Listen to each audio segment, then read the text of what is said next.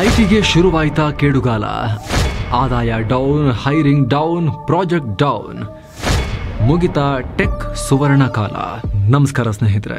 IT ಭಾರತದ ಆರ್ಥಿಕ ಯಶೋಗಾಥೆಯ ಮುಕುಟಮಣಿ, innovation ಮತ್ತು ಗ್ರೋತ್ನ ಪವರ್ ಹೌಸ್. ಆದರೆ ಇಂತಹ ಐಟಿ ಈಗ ತನ್ನ ಛಾಪನ್ನ ಕಳ್ಕೊಂಡಿರೋದು ಬಯಲಾಗ್ತಾ ಇದೆ. ಒಂದು ಕಾಲದಲ್ಲಿ ಐಟಿ ಕಂಪನಿ ಮುಂದೆ ಇಂಜಿನಿಯರ್ಸ್ ಕ್ಯೂ ನಿಲ್ತಾ ಇದ್ರು, ಆದ್ರೆ ಈಗ ಬರೀ ಲೇ ಆಫ್ ದೇ ಸುದ್ದಿ. 2024-25ರಲ್ಲಿ ಐಟಿ ಸೆಕ್ಟರ್ ಹೈರಿಂಗ್ 7% ಕುಸಿದಿದೆ. ಕಳೆದ ಜುಲೈ ತಿಂಗಳ ಡೇಟಾ ಪ್ರಕಾರ ಭಾರತದ ಟಾಪ್ 5 ಐಟಿ ಕಂಪನಿಗಳು ನಿರಂತರ 7 ಕ್ವಾರ್ಟರ್ನಿಂದ ತಮ್ಮ ವರ್ಕ್ ಫೋರ್ಸ್ನ ಕಮ್ಮಿ ಮಾಡ್ತಿವೆ. TCS, Infosys, Wipro, HCL, L&T ಕಳೆದ ವರ್ಷ 75,000 ಜನರನ್ನ ಲೇ ಆಫ್ ಮಾಡಿವೆ. ಆದಾಯ ಕೂಡ ಅಷ್ಟಕ್ಕಷ್ಟೇ ಇದೆ. ಸೊ ಐಟಿ ಕ್ಷೇತ್ರ ಬದುಕಿದ್ರೆ ಸಾಕು ಅನ್ನೋ ಸರ್ವೈವಲ್ ಮೋಡ್ಗೆ ಹೊರಟೋಗಿದೆ. ಹಾಗಿದ್ರೆ ಇದಕ್ಕೆ ಏನು ಕಾರಣ? ಟೆಕ್ ಸುವರ್ಣ ಯುಗ ಮುಗಿದೇ ಬಿಡ್ತಾ ಐಟಿ ಇಂಡಸ್ಟ್ರಿಯನ್ನ ಕಾಡ್ತಿರೋ ಸಮಸ್ಯೆಗಳೇನು, ಮುಂದೆ ಐಟಿ ಭವಿಷ್ಯ ಏನು, ಇದೆಲ್ಲವನ್ನ ಇವತ್ತಿನ ವಿಡಿಯೋದಲ್ಲಿ ಡಿಸ್ಕಸ್ ಮಾಡ್ತಾ ಹೋಗೋಣ. ಕಡೆ ತನಕ ಮಿಸ್ ಮಾಡದೆ ನೋಡಿ ಸ್ನೇಹಿತರೆ. ಭಾರತದ ಐಟಿ ಕ್ರಾಂತಿಯನ್ನ ಸ್ವತಂತ್ರ ಭಾರತದ ಅತಿದೊಡ್ಡ ಸಕ್ಸಸ್ ಸ್ಟೋರಿಗಳಲ್ಲಿ ಒಂದು ಅಂತ ಗುರುತಿಸಲಾಗುತ್ತೆ. ಐಟಿ ಇವತ್ತು ದೇಶದ GDPಗೆ 8-10% ಕೊಡುಗೆ ಕೊಡೋ ಮಹಾಶಕ್ತಿ. ಇಂತಹ ಐಟಿ ಭಾರತದಲ್ಲಿ ತಳ ಊರಿದ್ದು 70ರ ದಶಕದಲ್ಲಿ. IBM ಅನುಪಸ್ಥಿತಿಯಿಂದ HCL, ವಿಪ್ರೋ, TCS ನಂತಹ ಸಂಸ್ಥೆಗಳು ಹುಟ್ಕೊಂಡ್ವು. ಆದರೆ ಬೂಮ್ ಆಗಿದ್ದು, ಫೀನಿಕ್ಸ್ ಹಕ್ಕಿಯಂತೆ ಮೈ ಕೊಡವಿ ಎದ್ದಿದ್ದು ಮಾತ್ರ 90ರ ದಶಕದಲ್ಲಿ. 90ರ ದಶಕದಲ್ಲಿ ಇಡೀ ಜಗತ್ತಿಗೆ Y2K ಅನ್ನೋ ಸಾಫ್ಟ್ವೇರ್ ಬಿಕ್ಕಟ್ಟು ಆವರಿಸ್ಕೊಳ್ತು. ಇದ್ದಕ್ಕಿದ್ದಂತೆ ಇಡೀ ಜಗತ್ತಿನ ಸಾಫ್ಟ್ವೇರ್ ಚೇಂಜ್ ಮಾಡಬೇಕಾಗಿ ಬಂತು. ಯಾಕಂದ್ರೆ ಅಲ್ಲಿವರೆಗೂ ಕಂಪ್ಯೂಟರ್ ಪ್ರೋಗ್ರಾಮರ್ಸ್ ವರ್ಷಗಳನ್ನ ಕೇವಲ 2 ಅಂಕಿಯಿಂದ ಸೂಚಿಸ್ತಾ ಇದ್ರು. ಉದಾಹರಣೆಗೆ 1965 ಅನ್ನೋದನ್ನ ಬರೀ 65 ಅಂತ, 1989 ಅನ್ನೋದನ್ನ ಬರೀ 89 ಅಥವಾ 89 ಅಂತ ಕೋಡ್ ಮಾಡ್ತಾ ಇದ್ರು. ಆದರೆ 2000ನೇ ಇಸ್ವಿ ಬಂದಾಗ ಪ್ರಾಬ್ಲಮ್ ಆಯಿತು. 00 ಅಂತ ಸೂಚಿಸಿದ್ರೆ ಕಂಪ್ಯೂಟರ್ ಅದನ್ನು 1900 ಅಂತ ಗುರುತಿಸೋ ಅಪಾಯ ಇತ್ತು. ಬ್ಯಾಂಕಿಂಗ್, ಏರ್ಲೈನ್ಸ್, ಫಿನಾನ್ಷಿಯಲ್, ಸರ್ಕಾರಿ ಸೇವೆ ಎಲ್ಲ ಕ್ಷೇತ್ರಗಳ ಸಾಫ್ಟ್ವೇರ್ ಇದೇ ರೀತಿ ಪ್ರೋಗ್ರಾಮ್ ಆಗಿದ್ವು. ಇಡೀ ಜಗತ್ತಿನ ಸಾಫ್ಟ್ವೇರ್ ಬುಡ ಮೇಲಾಗೋ ಆತಂಕ ಶುರುವಾಗಿತ್ತು. ಹೀಗಾಗಿ ವಿಶ್ವಾದ್ಯಂತ ಈ ಬಗ್ಗನ್ನು ಸರಿಪಡಿಸೋಕೆ ದೊಡ್ಡ ಡಿಮಾಂಡ್ ಸೃಷ್ಟಿಯಾಯಿತು. ಇದನ್ನು ಸರಿ ಮಾಡೋಕೆ ಲಕ್ಷಾಂತರ ಸಾಲು ಕಂಪ್ಯೂಟರ್ ಕೋಡ್ಗಳನ್ನು ಚೆಕ್ ಮಾಡಿ ಅಪ್ಡೇಟ್ ಮಾಡಬೇಕಾಗಿತ್ತು. ಇಂಥ ಸಿಚುವೇಷನ್ನಲ್ಲಿ ಭಾರತಕ್ಕೆ ಒಂದು ಅಡ್ವಾಂಟೇಜ್ ಇತ್ತು. ಆವತ್ತಿಗೆ ಭಾರತದ ಬಹುತೇಕ ಎಂಜಿನಿಯರಿಂಗ್ ವಿದ್ಯಾರ್ಥಿಗಳು ಕಾಮನ್ ಬಿಸ್ನೆಸ್ ಓರಿಯೆಂಟೆಡ್ ಲ್ಯಾಂಗ್ವೇಜ್ ಕೊಬೋಲ್ ಅನ್ನೋ ಹಳೆ ಕಂಪ್ಯೂಟರ್ ಲ್ಯಾಂಗ್ವೇಜ್ ಕಲ್ತಿದ್ರು. ಅಮೆರಿಕ ಸೇರಿದ ಹಾಗೆ ಮುಂದುವರೆದ ರಾಷ್ಟ್ರಗಳಲ್ಲಿ ಈ ಲ್ಯಾಂಗ್ವೇಜ್ ಔಟ್ಡೇಟೆಡ್ ಅಂತ ಸ್ಟಾಪ್ ಮಾಡಲಾಗಿತ್ತು. ಬಟ್ ನಮ್ಮ ಅದೃಷ್ಟಕ್ಕೆ Y2K ಸಮಸ್ಯೆ ಬಗೆಹರಿಸೋಕೆ ಈ ಔಟ್ಡೇಟೆಡ್ ಕೊಬೋಲೇ ಬೇಕಾಯಿತು. ಹೀಗಾಗಿ ಭಾರತಕ್ಕೆ ಜಾಕ್ ಪಾಟ್ ಹೊಡಿತು. ವಿದೇಶಿ ಸಂಸ್ಥೆಗಳೆಲ್ಲ ತಮ್ಮ ಸಾಫ್ಟ್ವೇರ್ ಸರಿಪಡಿಸೋ ಕೆಲಸ ಭಾರತಕ್ಕೆ ಔಟ್ಸೋರ್ಸ್ ಮಾಡೋಕೆ ಶುರು ಮಾಡಿದ್ರು. ಅದರಲ್ಲೂ ಭಾರತದಲ್ಲಿ ಅಮೆರಿಕದ ಪ್ರೋಗ್ರಾಮರ್ಸ್ ತರ $100 ಕೇಳದೆ ಅಗ್ಗದ ದರದಲ್ಲಿ ಇಂಗ್ಲಿಷ್ ಬಲ್ಲ ದುಡಿಯುವ ವರ್ಗ ಇತ್ತು. ಹೀಗಾಗಿ ಫೋರ್ಡ್, ಅಮೆರಿಕನ್ ಏರ್ಲೈನ್ಸ್, ಫಿಲಿಪ್ ಮಾರಿಸ್ ಸೇರಿದಂತೆ ಖ್ಯಾತನಾಮ ಅಮೆರಿಕನ್ ಕಂಪನಿಗಳು ಭಾರತದ ಐಟಿ ಕಂಪನಿಗೆ ಹೊರಗುತ್ತಿಗೆ ಕೊಡೋಕೆ ಶುರು ಮಾಡಿದ್ರು. ಕೆಲಸವನ್ನ ಔಟ್ಸೋರ್ಸ್ ಮಾಡೋಕೆ ಶುರು ಮಾಡಿದ್ರು. ಇದೇ ಟೈಮ್ನಲ್ಲಿ NIIT ಹಾಗೂ ಆಪ್ಟೆಕ್ನಂಥ ಸಂಸ್ಥೆಗಳು ಸ್ಪೆಷಲ್ ಕೋರ್ಸ್ ನಡೆಸಿ ಯುವಕರಿಗೆ ಕೊಬೋಲ್ನ ಕಲಿಸೋಕೆ ಶುರು ಮಾಡಿದ್ರು. TCS, Infosys, Wipro, HCL 100 project ಅನ್ನ ತಗೊಂಡು ಸಾಲ್ವ್ ಮಾಡಿಕೊಟ್ವು. ಒಂದು ಅಂದಾಜಿನ ಪ್ರಕಾರ ವಿಶ್ವದ ಸುಮಾರು 40% Y2K ಸಂಬಂಧಪಟ್ಟ ಕೆಲಸವನ್ನ ಕೇವಲ ಭಾರತದ ಈ ಕಂಪನಿಗಳೇ ಮಾಡಿ ಮುಗಿಸಿದ್ವು. ಹೀಗಾಗಿ ಭಾರತ Y2K ಸಮಸ್ಯೆ ಬಗೆಹರಿಸಿದ್ದು ನೋಡಿ ವಿದೇಶಿ ಕಂಪನಿಗಳು ಇಂಪ್ರೆಸ್ ಆದವು. ಭಾರತದಲ್ಲಿ ತಮ್ಮ ಉದ್ಯಮ ವಿಸ್ತರಿಸೋಕೆ ಶುರು ಮಾಡಿದ್ವು. ಇದೇ ಹೊತ್ತಲ್ಲಿ ಆರ್ಥಿಕ ಉದಾರೀಕರಣ ಆಗಿದ್ರಿಂದ ಭಾರತದ ಐಟಿ ಕಂಪನಿಗಳಿಗೆ ವಿದೇಶಿ ಹೂಡಿಕೆ ಕೂಡ ಹರಿದು ಬಂತು. ಜಾಯಿಂಟ್ ವೆಂಚರ್ಗಳು ಶುರುವಾದವು. ಜಾಗತಿಕ ಮಾರ್ಕೆಟ್ ಓಪನ್ ಆಯಿತು. ಪರಿಣಾಮ 1997 ಅನ್ನೋ ಹೊತ್ತಿಗೆ ಭಾರತದ ಐಟಿ ಸಾಫ್ಟ್ವೇರ್ ಎಕ್ಸ್ಪೋರ್ಟ್ ಮೌಲ್ಯ $1 ಬಿಲಿಯನ್ ದಾಟ್ತು. ಕ್ರಮೇಣ ಇದು ಹೀಗೆ ಮುಂದುವರೆದು ಐಟಿ ಈಗ $200 ಬಿಲಿಯನ್ ಬೃಹತ್ ಇಂಡಸ್ಟ್ರಿ ಆಗಿದೆ. ಭಾರತದ GDPಗೆ ಸುಮಾರು 8-10% ಕೊಡುಗೆ ಕೊಡೋ ಪವರ್ ಹೌಸ್ ಆಗಿದೆ. 2023ರಲ್ಲಿ $245 ಬಿಲಿಯನ್ ಆದಾಯ ಉತ್ಪಾದಿಸಿಕೊಟ್ಟಿದೆ. ಇದರಲ್ಲಿ $194 ಬಿಲಿಯನ್ ಕೇವಲ ಎಕ್ಸ್ಪೋರ್ಟ್ಸ್ನಿಂದ ಬಂದಿದೆ. ಸುಮಾರು 50 ಲಕ್ಷ ಜನರಿಗೆ ನೇರ ಉದ್ಯೋಗ ಕೊಡ್ತಾ ಇದೆ. ಕೋಟ್ಯಂತರ ಜನ ಪರೋಕ್ಷವಾಗಿ ಐಟಿ ಮೇಲೆ ಡಿಪೆಂಡ್ ಆಗಿದ್ದಾರೆ. ಹಾಗಿದ್ರೆ ಎಲ್ಲ ಸರಿ ಇತ್ತಲ್ಲ, ಇದ್ದಕ್ಕಿದ್ದಂತೆ ಇವಾಗ ಏನಾಯ್ತು? ಪೆಟ್ಟು ಎಲ್ಲಿಂದ ಬೀಳ್ತಾ ಇದೆ? ಅನ್ನೋದನ್ನ ಅರ್ಥ ಮಾಡ್ಕೊಳ್ಳೋಕ್ಕಿಂತ ಮುಂಚೆ ಸ್ನೇಹಿತರೆ ಕ್ವಿಕ್ ಆಗಿ ಈ ವಿಡಿಯೋದ ಪಾರ್ಟ್ನರ್ಸ್ ಆಗಿರೋ ಹೆಲ್ತ್ ಇನ್ಶೂರೆನ್ಸ್ ಬಗ್ಗೆ ನಿಮಗೆ ಮಾಹಿತಿ ಕೊಡಬೇಕು ಅಂತ ಹೇಳಿದ್ರೆ ಸ್ನೇಹಿತರೆ, ಹೆಲ್ತ್ ಇನ್ಶೂರೆನ್ಸ್ ನಿಮಗೆಲ್ರಿಗೂ ಕೂಡ ಗೊತ್ತೇ ಇರೋ ಪ್ರಾಡಕ್ಟ್ ಇದು. ನಮಗೆ ಮತ್ತು ನಮ್ಮ ಫ್ಯಾಮಿಲಿಗೆ ಆರೋಗ್ಯದ ಭದ್ರತೆ. ಹುಷಾರಿಲ್ಲ ಅಂದ್ರೆ ಹಾಸ್ಪಿಟಲ್ ಬಿಲ್ ಬಗ್ಗೆ ಚಿಂತೆ ಮಾಡಬಾರದು. ಹಾಸ್ಪಿಟಲ್ ಬಿಲ್ ಕವರ್ಡ್ ಇರಬೇಕು ಅಂತ ಹೇಳಿದ್ರೆ ಹೆಲ್ತ್ ಇನ್ಶೂರೆನ್ಸ್ ಮಾಡಿಸಿದಾಗ ನಾವು ಎಷ್ಟಕ್ಕೆ ಮಾಡಿಸ್ತೀವಿ ಆ ಅಮೌಂಟ್ನ ಹಾಸ್ಪಿಟಲ್ ಬಿಲ್ ಅನ್ನ ಹೆಲ್ತ್ ಇನ್ಶೂರೆನ್ಸ್ ಕಂಪನಿ ಪೇ ಮಾಡಬೇಕು. ಅದು ಬೇಸಿಕ್ ಡಿಸೈನ್.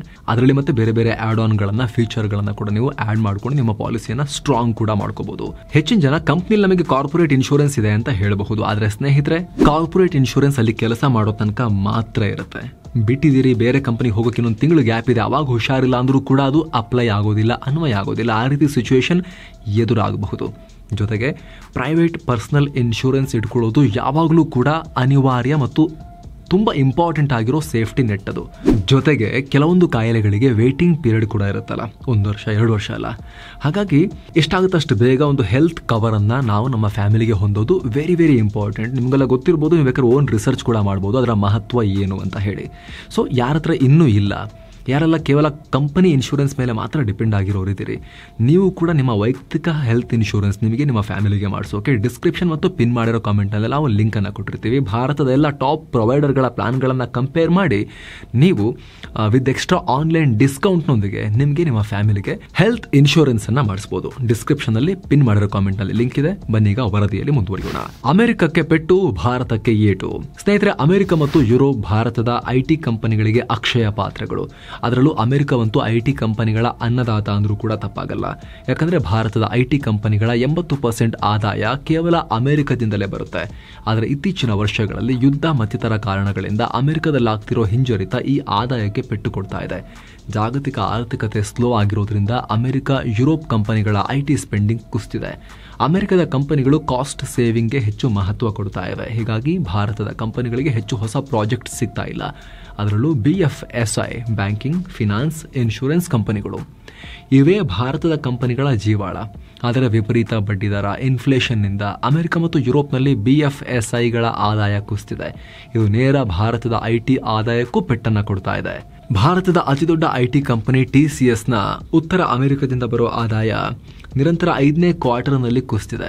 ಟ್ರಂಪ್ ಟ್ಯಾರಿಫ್ ಬೆದರಿಕೆಗಳಿಂದ ಈ ಅಸ್ಥಿರತೆ ಇನ್ನೂ ಜಾಸ್ತಿ ಆಗ್ತಾ ಇದೆ. 2024-25ರಲ್ಲಿ ಭಾರತದ ಐಟಿ ಇನ್ಕಮ್ ಕೇವಲ 4-6% ಏರಿಕೆ ಕಂಡಿತ್ತು. ಈಗ ಈ ವರ್ಷ ಕೂಡ 5-7% ಮಾಡರೇಟ್ ಗ್ರೋತ್ ಇರುತ್ತೆ ಅಂತ ಹೇಳಲಾಗ್ತಿದೆ. ಹೀಗಾಗಿ ನಿರಂತರ 2ನೇ ವರ್ಷ ಭಾರತದ ಐಟಿ ಕಂಪನಿಗಳು ಹಿನ್ನಡೆ ಅನುಭವಿಸ್ತಾ ಇವೆ.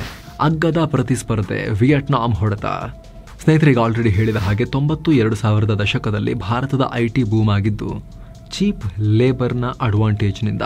ಭಾರತದಲ್ಲಿ ಕಡಿಮೆ ಸಂಬಳಕ್ಕೆ ದುಡಿಯೋ ಸಾಫ್ಟ್ವೇರ್ ಎಂಜಿನಿಯರ್ ಸಿಗ್ತಾರೆ ಅನ್ನೋ ಕಾರಣಕ್ಕೆ, ಅಂದರೆ ಅಲ್ಲಿ ಕಂಪೇರ್ ಮಾಡಿದ್ರೆ ಇಲ್ಲಿ ಕಮ್ಮಿಗಾಗುತ್ತೆ ಅನ್ನೋ ಕಾರಣಕ್ಕೆ ಅದಾಯಿತು. ಕೆಲ ವರದಿಗಳ ಪ್ರಕಾರ ಭಾರತದ 55-60% ಐಟಿ ಎಕ್ಸ್ಪೋರ್ಟ್, ಅಂದರೆ ಅಷ್ಟು ಆದಾಯ ಬರ್ತಿರೋದು basic coding, software testing, customer support ಮತ್ತು BPOದಂತಹ ಲೋ ಸ್ಕಿಲ್ ಸರ್ವಿಸಸ್ ಇಂದ. ಆದ್ರೀಗ ಭಾರತಕ್ಕಿಂತಲೂ ಕಮ್ಮಿ ರೇಟ್ಗೆ ಕೆಲಸ ಮಾಡೋ ಕಾಂಪಿಟೇಟರ್ಸ್ ಹುಟ್ಕೊಂಡಿದ್ದಾರೆ. 90ರ ದಶಕದಲ್ಲಿ ಭಾರತದ ಪ್ರೋಗ್ರಾಮರ್ಸ್ ಹೇಗೆ ಅಮೆರಿಕದ ಟೆಕ್ಕಿಗಳನ್ನು ರಿಪ್ಲೇಸ್ ಮಾಡಿದ್ರು, ಅದೇ ರೀತಿ ವಿಯೆಟ್ನಾಂ, ಫಿಲಿಪೈನ್ಸ್ ಜನ ಭಾರತದವರನ್ನ ರಿಪ್ಲೇಸ್ ಮಾಡ್ತಿದ್ದಾರೆ. ವಿಯೆಟ್ನಾಂನಲ್ಲಿ ಗಂಟೆಗೆ $20-35 ಜೂನಿಯರ್ ಇಂದ ಹಿಡಿದು ಎಕ್ಸ್ಪೀರಿಯನ್ಸ್ಡ್ ಡೆವಲಪರ್ಗಳು ಸಿಗ್ತಾ ಇದ್ದಾರೆ. ಭಾರತದಲ್ಲಿ ಒಬ್ಬ ಅನುಭವಿ ಡೆವಲಪರ್ ಬೇಕು ಅಂದರೆ ಗಂಟೆಗೆ $45 ಲೆಕ್ಕದಲ್ಲಿ ಚಾರ್ಜ್ ಮಾಡಲಾಗುತ್ತೆ. ಆದರೆ ವಿಯೆಟ್ನಾಂನಲ್ಲಿ ಎಕ್ಸ್ಪರ್ಟ್ ಡೆವಲಪರ್ಗಳ ಆವರೇಜ್ ಸ್ಯಾಲರಿ 1 ಲಕ್ಷದ ಆಸುಪಾಸಲ್ಲಿದೆ. ಭಾರತಕ್ಕೆ ಹೋಲಿಸಿದ್ರೆ 30-50% ಅಗ್ಗ. ಹೀಗಾಗಿ ಭಾರತಕ್ಕೆ ಬರ್ತಾ ಇದ್ದ ಔಟ್ಸೋರ್ಸಿಂಗ್ ಪ್ರಾಜೆಕ್ಟ್ಸ್ ವಿಯೆಟ್ನಾಂ, ಫಿಲಿಪೈನ್ಸ್ನಂತಹ ದೇಶಗಳಿಗೂ ಒಂದಷ್ಟು ಹೋಗ್ತಾ ಇವೆ. ನಮ್ಮ ಪಾಲಲ್ಲಿ ಅವರು ಕಿತ್ಕೊಂಡು ತಿಂತಾ ಇದ್ದಾರೆ ಒಂದಷ್ಟು. ಇದು ಕೂಡ ಭಾರತದ ಜಾಬ್ ಮತ್ತು ಆದಾಯಕ್ಕೆ ಆಲ್ರೆಡಿ ಇರೋ ಸಮಸ್ಯೆ ಮೇಲೆ ಎಕ್ಸ್ಟ್ರಾ ಸಮಸ್ಯೆಯನ್ನು ಹುಟ್ಟುಹಾಕಿ ಕೊಕ್ಕೆ ಹಾಕ್ತಾ ಇದೆ. AI ಹೊಡೆತ, ಆಟೋಮೇಷನ್ ಕಡಿತ. ಇದು ಸ್ನೇಹಿತರೆ ಟೆಕ್ ಕ್ಷೇತ್ರದ ಓಟಕ್ಕೆ ತಕ್ಕಂತೆ ನಮ್ಮ ಎಂಜಿನಿಯರಿಂಗ್ ಕಾಲೇಜುಗಳಲ್ಲಿ ಬದಲಾವಣೆ ಆಗ್ತಾ ಇಲ್ಲ. ಟ್ರೆಡಿಷನಲ್ ಎಜುಕೇಷನ್ ಮತ್ತು ಸ್ಕಿಲ್ಗಳು ಔಟ್ಡೇಟೆಡ್ ಅನಿಸ್ತಾ ಇವೆ. ಇದರ ಮೇಲೆ AI ನಿಂದ ಆಗ್ತಿರೋ ಆಟೋಮೇಷನ್ ಭಾರತದ ಟೆಕ್ಕಿಗಳ ಮೇಲೆ ಬರೆ ಹಾಕದಂತಾಗ್ತಾ ಇದೆ. AI ಟ್ರೆಡಿಷನಲ್ ಸ್ಕಿಲ್ಸ್ನ ಇನ್ನಷ್ಟು ಇರ್ರಿಲೆವೆಂಟ್ ಮಾಡಿಸಿದೆ. ಕೋಡಿಂಗ್, ಟೆಸ್ಟಿಂಗ್ನಂತಹ ಚಿಕ್ಕ ಪುಟ್ಟ ಕೆಲಸವನ್ನ ಈಗ AIಗಳೇ ಮಾಡ್ತವೆ. ಹೀಗಾಗಿ ಈ ಕೆಲಸದಲ್ಲಿ ತೊಡಗಿದ್ದವರು ಜಾಬ್ಸ್ ಕಟ್ ಆಗೋ ಅಪಾಯವನ್ನ ಫೇಸ್ ಮಾಡ್ತಿದ್ದಾರೆ. ಕೆಲ ರಿಪೋರ್ಟ್ಸ್ ಪ್ರಕಾರ ಈ ವರ್ಷದ ಅಂತ್ಯದೊಳಗೆ ಭಾರತದ ಐಟಿ ಇಂಡಸ್ಟ್ರಿಯ 70% ಕೆಲಸಗಳು ಆಟೋಮೇಷನ್ ಆಗಿ ಹೋಗ್ಬೋದು. ಇದು ನೇರವಾಗಿ ಅಷ್ಟು ದೊಡ್ಡ ಪ್ರಮಾಣದ ಲೋ ಸ್ಕಿಲ್ ಕೆಲಸಗಳಿಗೆ ಪೆಟ್ಕೊಡುತ್ತೆ. ಹಾಗಿದ್ರೆ ಭಾರತ ಈ ಸವಾಲನ್ನು ಎದುರಿಸೋಕೆ ಏನು ಮಾಡಬೇಕು? ಅಪ್ ಸ್ಕಿಲ್ಲಿಂಗ್ ಮಂತ್ರ.